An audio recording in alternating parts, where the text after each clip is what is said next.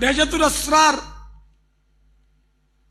شریف صفحہ 194 ہی پر ایک اور حکایت منقول ہے۔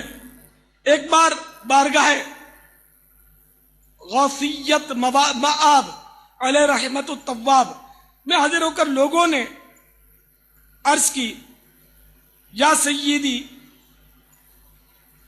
قبرستان میں ایک قبر سے مردے کی چیخ و پکار کی آوازیں آ رہی ہیں، مرشدونا کرم فرمائیے بیچارے کا عذاب دور ہو جائے۔ آپ رحمت اللہ تعالی علیہ نے ارشاد فرمایا، کیا اس نے مجھ سے خرقہ خلافت پہنا ہے؟ لوگوں نے عرض کی، ہمیں معلوم نہیں۔ فرمایا، کیا کبھی وہ میری مجلس میں حاضر ہوا؟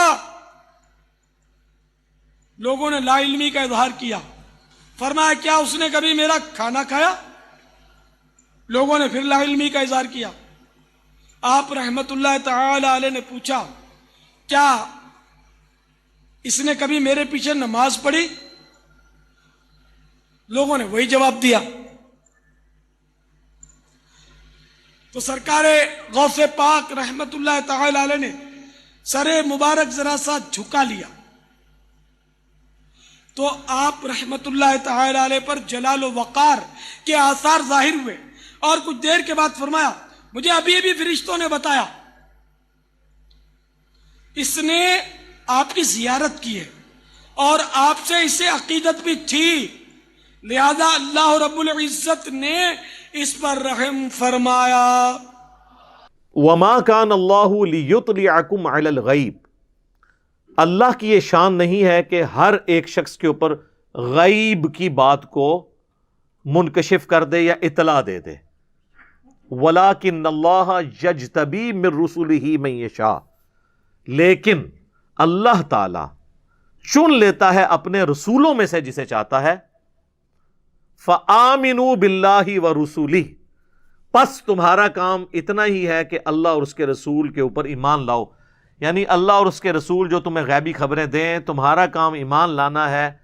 تمہاری یہ ڈیمانڈ درست نہیں ہے کہ ہر شخص کے اوپر اللہ تعالیٰ وحی نازل کرے، یہ اللہ نے طے کر لیا اپنی ڈیسٹنی میں کہ اپنے پیغمبروں پر وحی کا سلسلہ کرے گا، ان کے ذریعے آگے معاملات کو لے کے چلے گا۔ تو یہ ایک اصولی بات ہے، اس امت میں تو 100% اپلائی ہے۔ اگلی امتوں میں پھر بھی جو ہے وہ محدث ہوا کرتے تھے، بخاری مسلم دونوں میں حدیث ہے، اگلی امتوں میں محدث ہوا کرتے تھے جن کے دل میں اللہ تعالیٰ بات ڈال دیتا تھا۔ اگر میری امت میں کوئی محدث ہوتا تو عمر ہوتا۔ اس کا ترجمہ کرتے ہیں وہ بعض کہ جی اگر ہے تو عمر ہے، تو حضرت عمر سے خود ہی پوچھ لیں۔ صحیح بخاری میں ہی موجود ہے، حضرت عمر کہتے ہیں جب تک رسول اللہ ہم میں موجود تھے، ہم سے کوئی غلط بیانی کرتا تھا تو وحی کے ذریعے بھی اس کا فیصلہ کر دیا جاتا تھا۔ جب سے اللہ کے نبی علیہ السلام چلے گئے ہیں تو اب تو وحی کا سلسلہ ختم ہے، اب ہم لوگوں کے ظاہری اعمال کے اوپر فیصلہ کریں گے، ان کے دل کا معاملہ اللہ کے سپرد کریں گے۔ دل کے اندر تو نہیں کوئی چیر کے جان سکتا۔ اس حوالے سے جو یا ساریت الجبل والی ایک روایت دلائل النبوہ امام بیہقی کی کتاب سے پیش کرتے ہیں، وہ تو دور کی کتاب ہے نا، میں تو آپ کو بخاری سے حضرت عمر کی اپنا ڈینائل بتا رہا ہوں کہ جی وہ انہوں نے پہاڑ کی طرف کہا کہ یا ساریت الجبل، اے ساریہ پہاڑ کی طرف متوجہ ہو۔ یہ روایت جو ہے وہ محمد بن اجلان کی تدلیس ہے ایک طریقے اندر، دوسری طریقے جو ہے وہ منقطع ہے، دونوں اس کے جو طرق ہیں وہ ضعیف ہیں، اور اصول محدثین پہ یہ روایت صحیح نہیں ہے۔ اصل چیز یہ کہ صرف انبیاء کے اوپر ہوگا۔ اگلی امتوں میں ہوتا تھا، حضرت موسیٰ علیہ السلام کی والدہ کو ہوا، اللہ تعالیٰ کی طرف سے کشف ہوا جسے آپ کہہ لیں، یا وحی خفی ہوئی، اور وہ بھی حضرت موسیٰ کی وجہ سے ہوئی نا، چونکہ وہ اس بیٹے کو اللہ نے پروان چڑھانا تھا، قرآن میں ذکر ہے۔ حضرت عیسیٰ کی والدہ کو کے سامنے جبرائیل علیہ السلام آئے تو وہ اس لیے کہ وہ حضرت عیسیٰ کی والدہ بننے والی تھی، وہ بھی اگر آپ دیکھیں تو وہ نبیوں کے ساتھ جڑی ہوئی چیزیں ہیں۔ تو اس امت کے اندر چونکہ ختم نبوت ہے تو نبی علیہ السلام کے بعد کوئی کشف، کوئی الہام، کوئی علم غیب کی خبر ماننا یہ ختم نبوت کے اوپر ڈاکہ ہے، سوائے ایک ایکسیپشن کے جو بخاری اور مسلم دونوں میں آیا ہے کہ میری وفات کے بعد، صحیح بخاری میں آیا ہے، میری وفات کے بعد نبوت کی خبروں میں سے اب صرف مبشرات باقی رہ گئے ہیں۔ اور صحابہ نے پوچھا مبشرات کیا ہیں، تو آپ نے فرمایا کہ نیک خواب، کوئی کشف نہیں، کوئی علم الغیب نہیں، کوئی جو ہے وہ نگاہ مار کے تو چیزوں کو دیکھ لینا نہیں، کچھ بھی نہیں سر، یہ سب کے سب فراڈ چل رہے ہیں ان کا۔ باقی کہنا کوئی اس طرح دل کا حال جان لیتا ہے یا کوئی، تو میں نے تو ان کو بڑا آسان کہا ہے کہ جی میں اپنی میکینیکل انجینئرنگ کا فارمولہ آپ کو مشین ڈیزائن یا میکینکس آف مٹیریلز کا لکھ کے دیتا ہوں۔ کوئی دنیا کا بڑے سے بڑا بزرگ، زندہ یا مردہ، رحمت اللہ علیہ یا آیت اللہ یا حافظہ اللہ یا دامت برکاتہم عالیہ یا مدہ ذلو، کوئی بھی اس کو دیکھ کے بس پڑھ کے بتا دے کہ یہ لکھا کیا ہوا ہے، سمجھا تو وہ سکتا ہی نہیں ہے جب تک اس نے انجینئرنگ نہ کی۔ تو اللہ کو تو انجینئرنگ آتی ہے نا، تو اللہ تو اپنے کسی بھی بزرگ کو کشف کے ذریعے سکھا نہیں سکتا یہ کیا لکھا ہوا ہے، کوئی آئے بتائے، اس طرح نہیں ہو سکتا۔ دنیا بقدر ایفرٹ ہے، تو دل کا حال جاننا تو بڑی دور کی بات ہے۔ جو دیکھا ہوا لکھا ہوا نہیں پڑھ سکتا، دل نو تو چھڑ دیو نا، کوڑا تے میدان۔ وہ کہتے ہیں جی کشف القبور ہوتا ہے جی، وہ قبروں کے اندر بتا دیتے ہیں عذاب ہو رہا ہے نہیں ہو رہا۔ بھائی بتائیں تو تب نا جب قبر کے اندر کوئی تیسرا بندہ بیٹھ کے کیمرے سے دیکھ رہا ہو، اور جس طرح میں کہوں کہ یہ بار یہ ہو رہا ہے تو آپ جا کے خود دیکھ لیں واقعی وہ ہو رہا ہو، پھر تو آپ کہیں گے یار انہوں نے بغیر دیکھے دستا ہے۔ جب کسی نے دیکھا ہی نہیں قبر کے اندر تو کسی کے کہنے پہ کیسے مان لیں؟ وہ شگافی ہے نا اپنی، جو چیز کاؤنٹر ویریفائی نہیں ہو سکتی اس کے بارے میں آپ کس طرح کلیم کر سکتے ہیں؟ تو جھوٹ کہہ رہے ہیں، دعوے کر رہے ہیں جھوٹے۔ اور اب تو یہ خیر میڈیا کی وجہ سے کئی ایک چیزیں بالکل یعنی فیل ہو گئی ہیں۔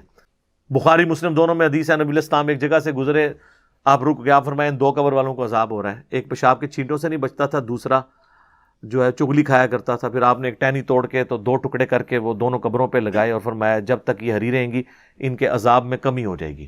صحابہ نے تو نہیں کہا یا رسول اللہ ہمیں تو نظر نہیں آ رہا، ظاہر ان کو پتا تھا پھر نبی نے جو فرمایا بس ہم نے وہی ماننا ہے۔ ابھی بھی کسی کا وہم نہ نکلے تو صحیح مسلم میں ایک حدیث ہے، نبی علیہ السلام ایک جگہ سے گزرے تو آپ علیہ السلام رک گئے وہاں پر، اور آپ فرمایا یہ قبر والوں کو عذاب ہو رہا ہے اور تمہیں قبر میں آزمایا جائے گا۔ پھر آپ علیہ السلام نے کہا سب کے سب جہنم کے عذاب سے اللہ کی پناہ طلب کرو، عذاب قبر سے اللہ کی پناہ طلب کرو۔ سب نے پھر طلب کی، جو بخاری مسلم میں ہمیں دعا سکھائی گئی ہے، اللہم انی اعوذ بک من عذاب جہنم ومن عذاب القبر ومن فتنة المحیا والممات ومن شر فتنة المسیح الدجال۔ پھر آگے الفاظ ہیں کہ اگر مجھے یہ خطرہ نہ ہوتا کہ تم اپنے مردوں کو دفنانا چھوڑ دو گے تو میں نے ارادہ کیا کہ میں اللہ سے دعا کروں کہ عذاب قبر تمہیں بھی سنوا دے۔ دکھانے والی بات ادھر بھی نہیں۔ پھر میں نے کہا تم مردے دفنانا چھوڑ دو گے، اگر تم نے وہ چیخوں کی آواز سن لی تو تم اپنا کوئی مردہ دفناؤ گے نہیں۔ تو صحابہ نے تو عذاب قبر سنا بھی نہیں، دیکھنا تو بڑی دور کی بات ہے۔ بابے کدھر